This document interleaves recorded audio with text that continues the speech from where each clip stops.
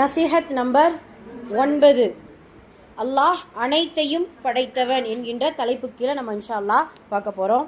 சூரத்துல் முஃமின் அல்லாஹ் தனது திருமறையில் இவ்வாறு கூறுகிறான், அத்தஹு அல்லாஹ் தான் உங்களுடைய ரப்பு, எல்லா பொருட்களையும் படைக்கிறவன், அவனை தவிர வணக்கத்திற்குரிய நாயன் இல்லை, எனவே நீங்கள் எப்படி அவனை விட்டும் திருப்பப்படுவீர்கள் அப்படிங்கிறத அல்லாஹு தாலா சொல்லி காட்டுகிறான்.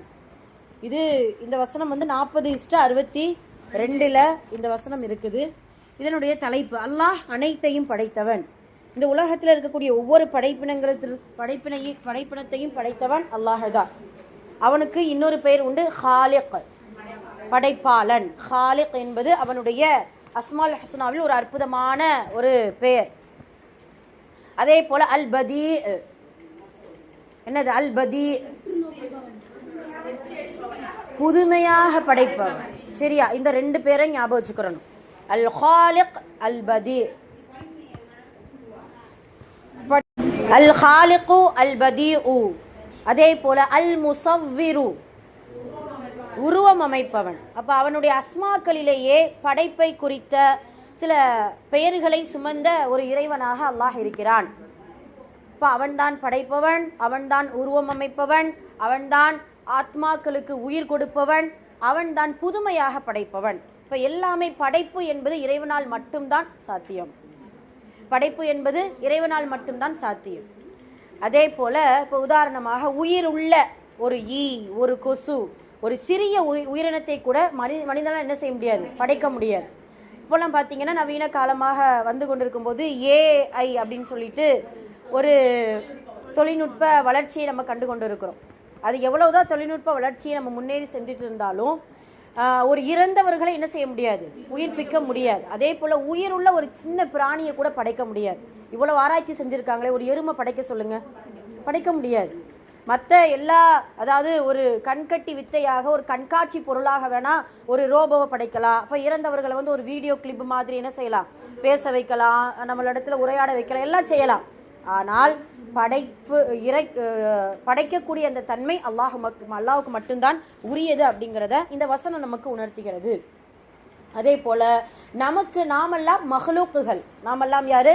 மஹ்லூக், படைக்கப்பட்டவர்கள். காலிக்கால் நாம் மஹ்லூக்காக ஆகிவிட்டோம், அவ்வளோதான், படைக்கப்பட்டவர்கள் அப்படின்னு சொல்லிட்டு. இப்போ அல்லாஹு தஆலா இந்த துன்யாவில் இருக்கக்கூடிய ஒவ்வொரு படைப்புகளையும் படைத்திருக்கிறான்.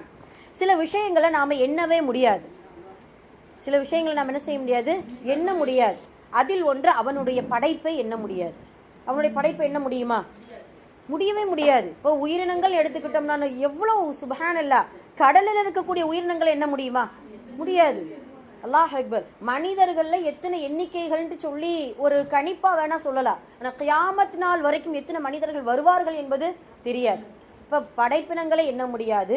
அதே போல நட்சத்திரங்களை எண்ண முடியாது. இதெல்லாம் அல்லாஹுடைய படைப்பில் எண்ண முடியாத சில விஷயங்கள். அதே போல மலக்குமார்களை எண்ண முடியாது. அதே போல் மணல் துகளை எண்ண முடியாது. மரத்தின் இலையை எண்ண முடியாது. எண்ணிக்கையில் அடங்காத படைப்புகளை அல்லாஹ் இந்த துன்யாவில் படைத்திருக்கிறான். அல்லாஹ் அக்பர்.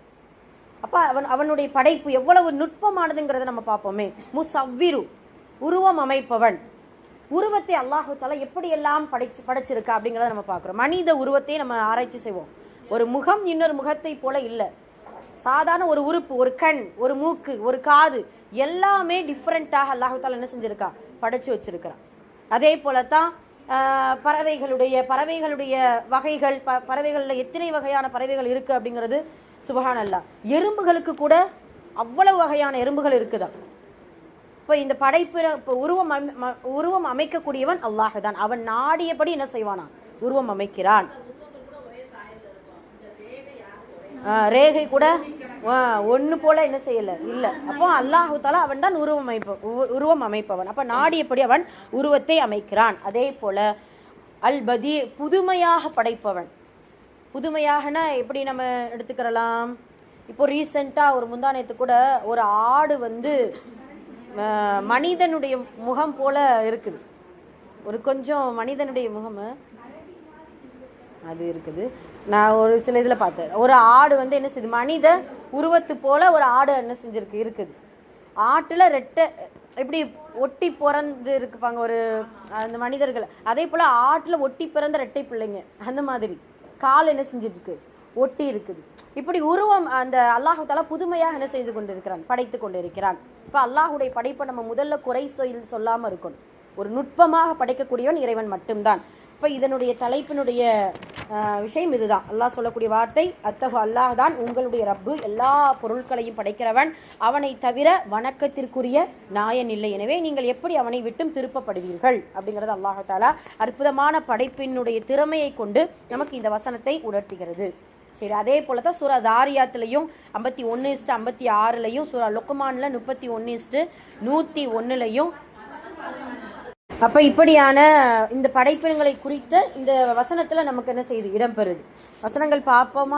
அப்போ சூரா தாரியாத்தில் அல்லாஹ் சொல்லக்கூடிய வார்த்தை என்ன, ஒமா ஹலக்துல் ஜின்ன வல் இன்ச இல்லா லியஅ்புதூன், மனிதர்களையும் ஜின்களையும் என்னை அவர்கள் வணங்குவதற்காகவே தவிர நான் படைக்கவில்லை. அப்படிங்கிறது பட்சத்தில் என்ன நமக்கு புரியுது, மனிதர்களையும் ஜின்களை அல்லாஹ் தான் என்ன செஞ்சிருக்கா, படைத்திருக்கிறான், அவனை வணங்குவதற்காக படைத்திருக்கிறான் அப்படிங்கிறதுக்கான ஒரு ஆதாரமாக இருக்குது. 2வது வசனம் சூரா லுக்மான்ல, இது அல்லாஹ்வின் படைப்பாகும், ஹாதா ஹல்குலில்லாஹ், இது அல்லாஹ்வின் படைப்பாகும், ஃபஅரூனி, அவனை தவிர அவனை தவிர உள்ளவர்கள் எதனை படைத்துள்ளனர் என்று காஃபிர்களை எனக்கு நீங்கள் காண்பியுங்கள், ஃபஅரூனி, எனக்கு நீங்கள் காண்பியுங்கள், மாதா ஹலகல்லதீன மின் தூனி பலில் ظالمون ஃபீ ضلال முபீன், எவரும் காண்பிக்க இயலாது, எனினும் அநியாயக்காரர்கள் பகிரங்கமான வழிகேட்டில் இருக்கின்றனர்.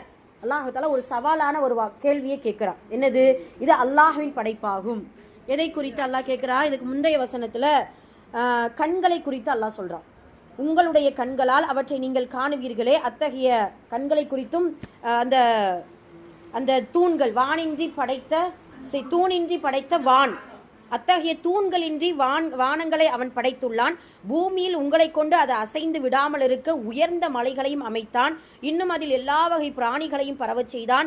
மேலும் வானத்திலிருந்து நீரை நாம் இறக்கி வைத்து புற்பூண்டுகளின் அழகான ஒவ்வொரு வருகையையும் அதில் நாம் முளையச் செய்தோம். இப்படியான படைப்பை சொல்லிட்டு அல்லாஹ் இது அல்லாஹ்வின் படைப்பாகும், எனவே அவனை தவிர உள்ளவர்கள் எதனை படைத்துள்ளனர் என்று காஃபிர்களை எனக்கு நீங்கள் காண்பியுங்கள், எவரும் காண்பிக்க இயலாது, எனினும் அநியாயக்காரர்கள் பகிரங்கமான வழிகேட்டில் இருக்கின்றனர் அப்படின்னு சொல்லிட்டு அல்லாஹுடைய குதிரத்தை அல்லாஹு தஆலா சொல்லி காட்டுகிறான். நம்ம பார்க்குறோம் இல்லையா, தூணின்றி வான் எவ்வளவு அழகா நின்று கொண்டு இருக்குது, பல்லாயிரம் கோடி வருடங்களாக நின்றுட்டு தான் இருக்குது, இனிமும் என்ன செய்யும், இருக்கும். கியாமத் நாள் வரும்பொழுதுதான் இந்த வானங்கள் எல்லாம் பஞ்சு பஞ்சாக பறக்க விடப்படும், மலைகள் பஞ்சு பஞ்சாக பறக்க விடப்படும், வானங்கள் எல்லாம் செவ்வானமாக மாறிவிடும் அப்படிங்கிறத நம்ம பார்க்குறோம். சரி, அப்போ இவைகள் அனைத்துமே எதை நமக்கு உணர்த்துது, இந்த வசனம் எல்லாம் அல்லாஹ் தான் படைப்பாளன், அல்லாஹ் தான் அனைத்து பொருட்களையும் படைக்கக்கூடியவன் அப்படிங்கிறத நமக்கு உணர்த்துது. சரி, இப்போ இந்த 3 அஸ்மாக்களை மட்டும் நல்லா ஞாபகம் வச்சுக்கிறணும். அல் ஹாலிக், அல் முசவ்விர், அல் பதி, அல்லாஹ் படைப்பாளன், முசவ்விர் உருவம் அமைப்பவன், புதுமையாக படைப்பவன். சரியா? அல்ஹம்துலில்லாஹ். ஓகே, ஹைர்.